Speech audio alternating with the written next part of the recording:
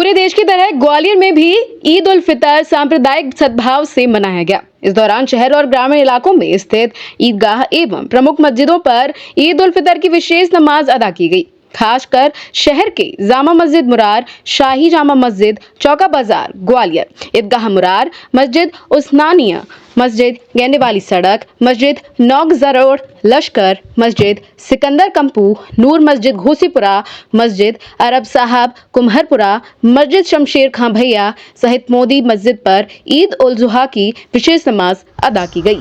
अल्लाह